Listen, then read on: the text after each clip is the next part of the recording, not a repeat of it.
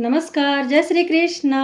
कैसे हैं आप सब? मेरे यूट्यूब चैनल धर्म समाधान में आप सभी लोगों का हार्दिक स्वागत है। आज हम आपको श्रावण मास में आने वाली कृष्ण पक्ष की कामिका एकादशी व्रत की कथा सुनाने जा रहे हैं। आप सभी श्रद्धालु भक्तजनों को, मेरी माताओं को, मेरी बहनों को कामिका एकादशी की बहुत बहुत हार्दिक बधाइयाँ एवं शुभकामनाएं।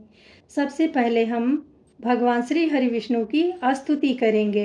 कस्तूरी तिलकम ललाट पटले वक्षस्थले कौस्तुभम नासाग्रे वरमौक्तिकं करतले वेणुकरे कंकणम सर्वांगे हरिचंदनं सुललितं कंठे च मुक्तावली गोपीस्त्री परिविष्टितो विजयते गोपालचूड़ामणिं राधा तू बड़भागिनी कवन तपस्या कीन तीन लोक तारणे प्रभु सो तेरो आधीन धन यौवन उड़ जाएंगे एक दिन जैसे उड़े कपूर मन मूरख तू राम भज क्यों चाटे जग धूल राम कृष्ण दोनों एक हैं अंतर नहीं लिमेश इनके नयन गंभीर हैं उनके चपल विशेष वसुदेव सुतं देवं कंस चारूढमर्दनं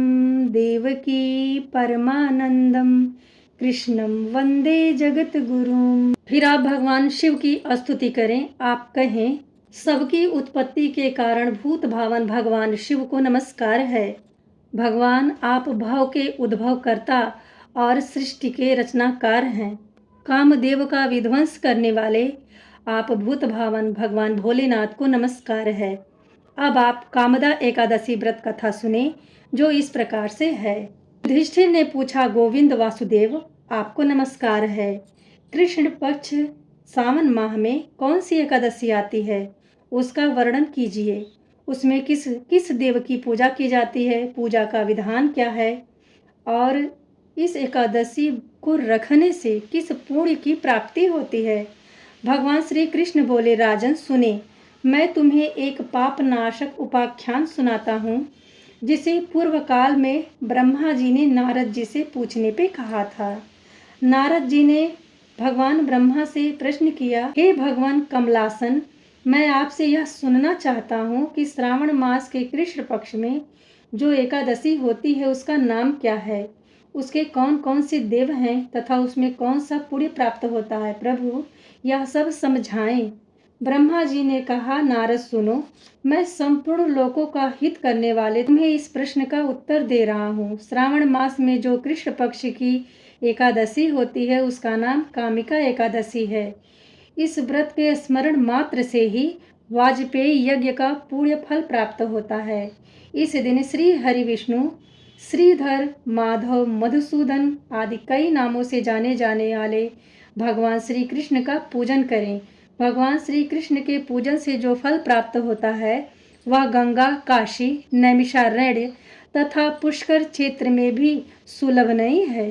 सिंह राशि के बृहस्पति होने पर तथा व्यतिपात और दंड योग में गोदावरी स्नान से जिस फल की प्राप्ति होती है वही फल भगवान श्री कृष्ण के पूजन से भी मिलता है। जो समुद्र और वन सहित समूची पृथ्वी का दान करते हैं तथा जो कामिका एकादशी का व्रत करते हैं वे दोनों ही समान फल के भागी माने गए हैं। जो ब्याई हुई गाय का अनन्य सामग्रियों के साथ दान करते हैं उस मनुष्य को जिस फल की प्राप्ति होती है वह फल कामिका एकादशी व्रत रखने वाले मनुष्यों को मिलता है। जो नर श्रेष्ठ श्रावण मास में भगवान श्रीधर का पूजन करते हैं उसके द्वारा गंधर्वों और नागों सहित संपूर्ण देवताओं की पूजा करते हैं। अतः पाप भीरु मनुष्य भी यथाशक्ति पूरे प्रयत्न से यदि कामिका एकादशी के दिन श्री हरि का पूजन करते हैं तो पाप रूपी पंख से भरे हुए होने पर भी संसार समुद्र में डूबते नहीं, वह पार उतर जाते हैं। उनका उद्धार करने के लिए ही कामिका एकादशी व्रत को उत्तम माना गया है। आध्यात्मिक विद्या पारायण पुरुषों को जिस फल की प्राप्ति चाहिए होती है उन्हें कामिका एकादशी व्रत का सेवन करना चाहिए। कामिका एकादशी व्रत का सेवन करने वाले को अत्यंत पुण्य लाभ की प्राप्ति होती है। कामिका एकादशी का व्रत करने वाले मनुष्यों को रात्रि जागरण करके भयंकर से भयंकर पाप को नाश कर सकते हैं। ऐसे मनुष्य कभी दुर्गति की पीड़ा में नहीं पड़ते हैं। लाल मणि, मोती, वैदूर्य और मूंगे आदि से पूजित होकर भी भगवान विष्णु उस तरह से संतुष्ट नहीं होते हैं जैसे तुलसी दल से पूजित होने पे होते हैं। इसलिए जिसने तुलसी दल की मंजरियों से श्री केशव का पूजन कर लिया है, उनके जन्म मरण के पाप निश्चय ही नष्ट हो जाते हैं। जो दर्शन करने पर सारे पाप समुदाय का नाश कर देते हैं, स्पर्श कर लेने मात्र से ही समस्त शरीर की अपवित्रता को नष्ट कर देते हैं, प्रणाम करने पर रोगों का निवारण करते हैं, जल से सींचने पर यमराज को भी भय पहुंचाती है, आरोपित करने पर भगवान श्री कृष्ण के समीप ले जाती है और भगवान के चरणों में तुलसी दल समर्पित करने से ना मोक्ष रूपी फल की प्राप्ति होती है। इसलिए तुलसी देवी को नमस्कार करें। जो मनुष्य एकादशी के दिन दिन रात दीप दान करते हैं, उसके पुण्य की संख्या चित्रगुप्त भी नहीं कह सकते हैं। एकादशी के दिन भगवान श्री कृष्ण के सम्मुख जिसका दीपक जलता है, उसके पितर स्वर्ग लोक में स्थित रहते हैं, अमृत पान से तृप्त होते हैं। घी अथवा तिल तेल से भगवान के सामने दीपक जलाकर मनुष्य देह त्याग के पश्चात करोड़ों दीपकों से पूजित हो स्वर्गलोक में जाते हैं।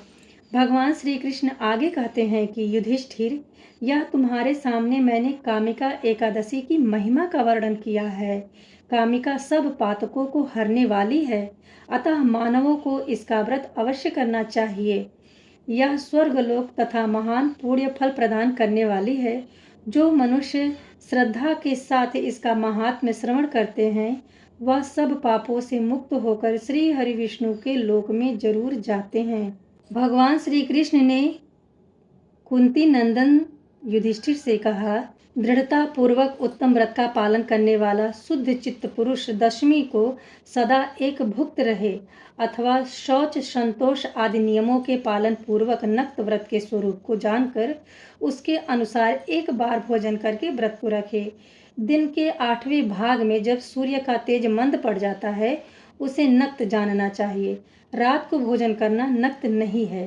गृहस्थ के लिए तारों के दिखाई देने पर नक्त भोजन का विधान है और सन्यासी के लिए दिन के 8वें भाग में, क्योंकि उनके लिए ना व्रत रखने के नियम थोड़े अलग होते हैं, वह रात में भोजन नहीं कर सकते। कुंती नंदन, दशमी की रात व्यतीत होने पर एकादशी को प्रातः काल व्रत करने वाला पुरुष व्रत नियम ग्रहण करे और सवेरे तथा मध्याह्न को पवित्रता के लिए स्नान करे।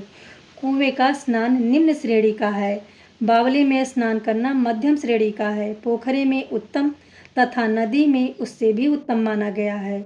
जहाँ जल में खड़ा होकर जल जंतुओं को पीड़ा होती है, वहाँ स्नान करने पर पाप और पुण्य बराबर होता है। यदि जल को छान कर शुद्ध कर लें तो घर पर भी स्नान करना उत्तम माना गया है। इसलिए पांडव श्रेष्ठ घर पर उक्त विधि से स्नान करें। स्नान के पहले निम्नांकित मंत्र पढ़ करके शरीर में मृतिका अर्थात मिट्टी लगानी चाहिए। मंत्र है, अश्वकारांते रथ क्रांते विष्णु क्रांते वसुंधरे मृतिके हरमे पापम मन्यामयम पूर्वा संचितम। वसुंधरे, तुम्हारे ऊपर अश्व और रथ चला सकते हैं। भगवान विष्णु ने भी वामन अवतार धारण करके तुम्हें अपने पैरों से नापा था। मृतिके, मैंने पूर्व काल में जो पाप संचित किया है, उस मेरे पाप को आप हर लें। व्रती पुरुष को चाहिए कि वह एक चित्त और दृढ़ संकल्प होकर क्रोध तथा लोभ का परित्याग करे, अन्न त्याज करे। पाखंडी, मिथ्याभाषी, ब्रह्मण निंदक, अगम्य स्त्री, परगम स्त्री करने वाले, अनन्य दुराचारी, परधनहारी, परगामी स्त्री पुरुष मनुष्यों से वार्ता न करे। भगवान केशव की पूजा करके उन्हें नैवेद्य भोग लगाए। घर में भक्ति युक्त मन से दीपक जला के रखे। पार्थ, उस दिन निद्रा या मैथुन का त्याग करें। धर्म शास्त्रों से मनोरंजन करते हुए संपूर्ण दिन व्यतीत करें। भक्ति युक्त होकर के रात्रि जागरण करें। ब्राह्मणों को दान दक्षिणा दें और प्रणाम करके उनसे त्रुटियों के लिए क्षमा मांगे। जैसे कृष्ण पक्ष की एकादशी होती है, वैसे ही शुक्ल पक्ष की भी एकादशी होती है। इसी विधि से उसका भी व्रत करना चाहिए। द्विज को उचित है कि वह शुक्ल और कृष्ण एकादशियों में व्रत को रखें, भेद बुद्धि उत्पन्न ना करें। शंखो उद्धार तीर्थ में स्नान करके भगवान गदाधर का दर्शन करने से जो पुण्य होता है तथा संक्रांति के अवसर पर 4 लाख का दान करने से जो पुण्य प्राप्त किया जाता है, वह सब एकादशी व्रत की 16वीं कला के बराबर भी नहीं है। प्रभास क्षेत्र में चंद्रमा और सूर्य के ग्रहण के अवसर पर स्नान दान से जो पुण्य होता है, वह निश्चय ही एकादशी को उपवास करने वाले मनुष्य प्राप्त कर लेते हैं। केदार क्षेत्र में जल पीने से पुनर्जन्म नहीं होता है। एकादशी भी ऐसा ही है। यह भी गर्भावास का निवारण करने वाली है। पृथ्वी पर अश्वमेध यज्ञ का जो फल होता है, उससे 100 गुना अधिक फल एकादशी व्रत करने वाले को मिलता है। जिसके घर में तपस्वी एवं श्रेष्ठ ब्राह्मण भोजन करते हैं, उसको जिस फल की प्राप्ति होती है, वह एकादशी व्रत करने वाले को अवश्य ही मिलते हैं। वेदांगों के पारागामी विद्वान ब्राह्मणों को सहस्त्र गोदान करने से जो पुण्य प्राप्त होता है, उससे 100 गुना पुण्य एकादशी व्रत करने वाले को प्राप्त होता है। इस प्रकार व्रती को वह पुण्य प्राप्त हो जाएगा जो देवता के लिए दुर्लभ होते हैं। रात को भोजन कर लेने पर उससे आधा पुण्य प्राप्त होता है तथा दिन में एक बार भोजन करने से देहधारियों का नक्त भोजन का आधा फल मिलता है। जीव जब तक भगवान विष्णु के प्रति दिवस एकादशी को उपवास नहीं करते, तभी तक तीर्थ दान और नियम अपने महत्व की गर्जना करते हैं। इसलिए पांडव श्रेष्ठ, तुम इस व्रत का अनुष्ठान करो। कुंती नंदन, यह गोपनीय एवं उत्तम व्रत है जिसका मैंने तुमसे वर्णन किया है। हजारों यज्ञों का अनुष्ठान भी एकादशी व्रत की तुलना नहीं कर सकता है। यदि आप कामदा एकादशी व्रत कथा को सुन करके इसके महात्म्य से कुछ ज्ञान लाभ प्राप्त करते हैं, तो कमेंट बॉक्स में जय श्री हरि विष्णु भगवान भोलेनाथ के नाम को जरूर कमेंट में लिखें। वीडियो में दी गई जानकारी से यदि आप जरा सा लाभान्वित होते हैं तो हमारे चैनल को जरूर सब्सक्राइब करें। मिलते हैं अगले वीडियो में, तब तक के लिए नमस्ते।